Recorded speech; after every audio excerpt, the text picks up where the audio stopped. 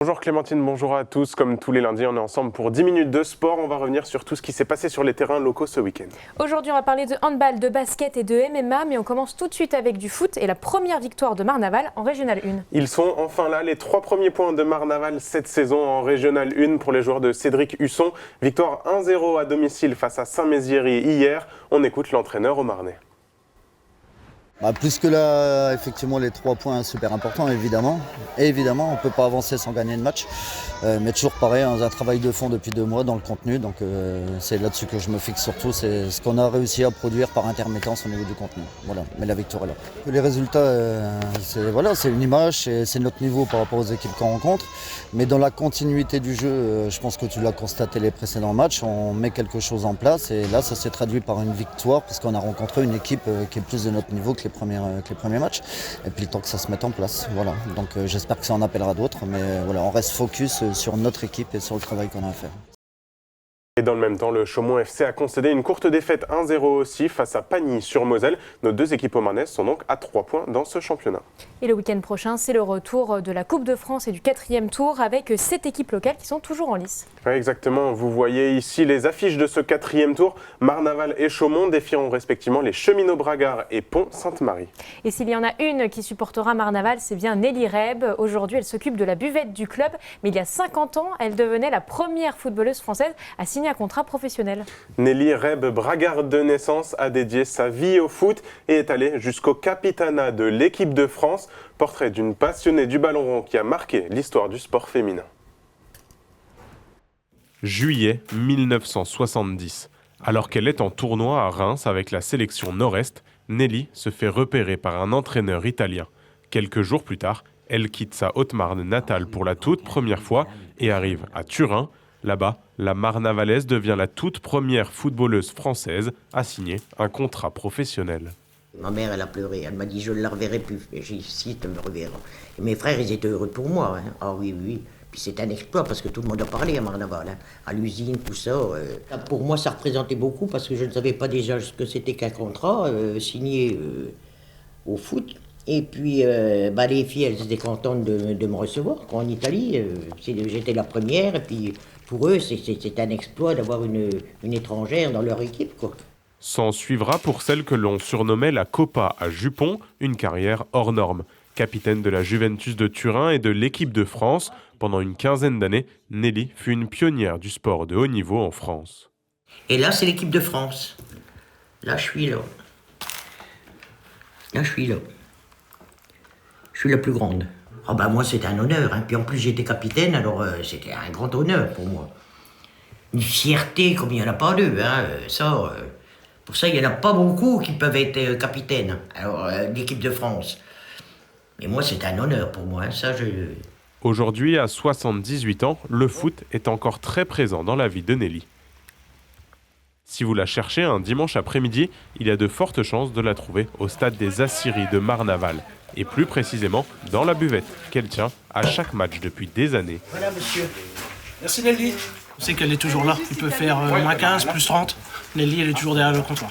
Et il est bon son café ? C'est le meilleur du monde. C'est pour ça qu'elle a été jouée en Italie en fait. C'était pour ramener la recette. Je suis toujours en contact avec les gens, on discute, on parle d'appui du beau temps, tout ça. Et quand il y a des gens de l'extérieur qui reviennent, qui me disent « Vous êtes encore là ?» Je dis « Oui, je fais toujours moi. » Qui dit « On voudrait bien trouver une personne comme vous qui reste au club pendant des années. » J'ai dit « Écoutez, quand on aime son club, on l'aime jusqu'au bout. » Depuis quelques années, Nelly est aussi la marraine de l'équipe senior des Marnavalaises. Nelly, elle nous conseille beaucoup, elle est toujours là à nous encourager, on l'entend de très loin souvent, elle a une voix qui porte. Donc voilà, on sait qu'elle est derrière l'équipe et ça fait très plaisir. Forcément que c'est très inspirant pour nous, Nelly c'est aussi la première joueuse française à être partie jouer à l'étranger, donc peut-être que ça peut inspirer aussi nos plus jeunes pour pourquoi pas suivre ses traces. Quand elle m'a demandé si je voulais être marraine, j'aurais dit oui tout de suite.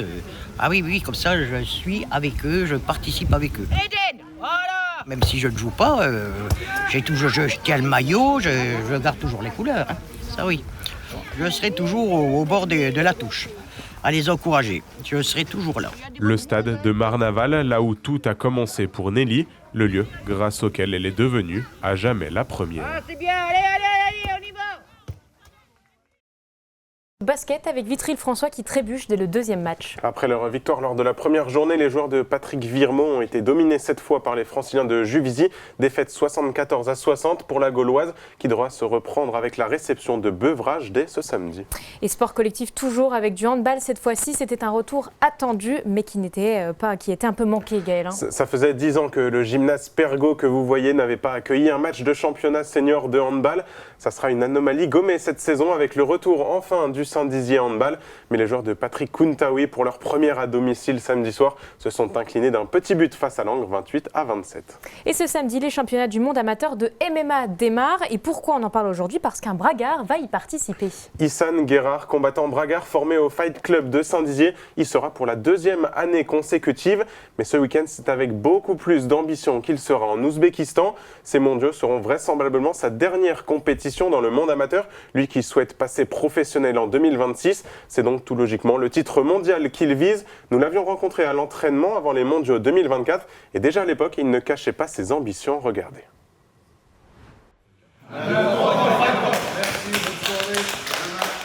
21h, un dernier salut pour clôturer l'entraînement. Alors que tout le monde va souffler et récupérer de la séance, lui va poursuivre.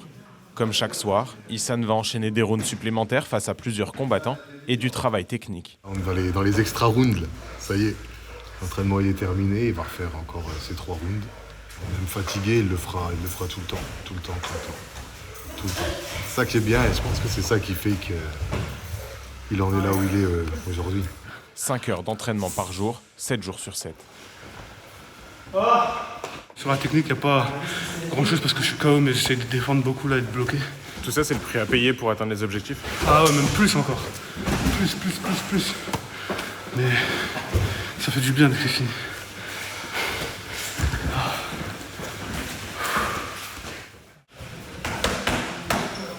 C'est en 2019 qu'Issan débarque ici, au Fight Camp de Saint-Dizier, peu après sa création. Ses capacités innées trouvent alors un écho dans sa force de travail. Aujourd'hui, 5 ans plus tard, le lycéen de 17 ans a les yeux rivés sur la plus grosse compétition de sa jeune carrière, les mondiaux amateurs juniors à Abu Dhabi en août prochain, qu'il disputera sous les couleurs de l'Algérie, la France n'ayant pas d'équipe nationale mineure. Et je vais pouvoir faire les mondiaux.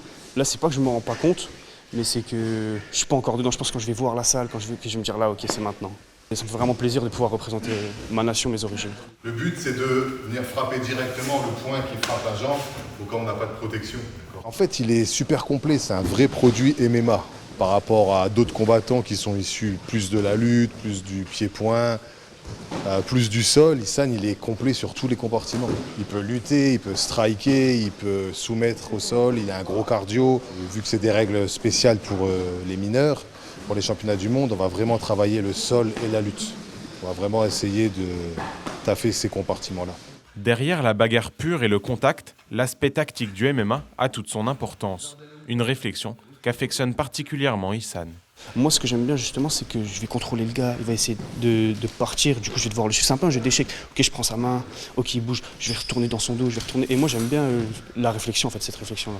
On se rend compte que si tu es juste une brute et que le cerveau il suit pas, tu peux pas performer à haut niveau. C'est impossible si tu réfléchis pas. C'est pour ça que c'est un sport très très complet et pas que dans le sens physique, même dans le sens mental.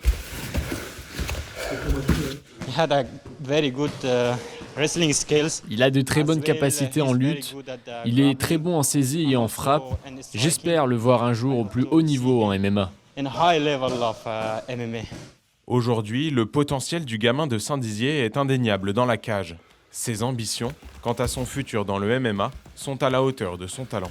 Bien sûr, ouais, le but c'est de passer professionnel, ensuite intégrer la ligue majeure qui est l'UFC et prendre la ceinture, 2 ceintures, 3 ceintures, tout ce qu'il faut pour pouvoir faire le plus possible. Parce que le jeu c'est vraiment marquer, genre laisser une trace, comme beaucoup de combattants en vrai. Il y en a ils le font pour l'argent, moi c'est vraiment le fait de laisser la trace.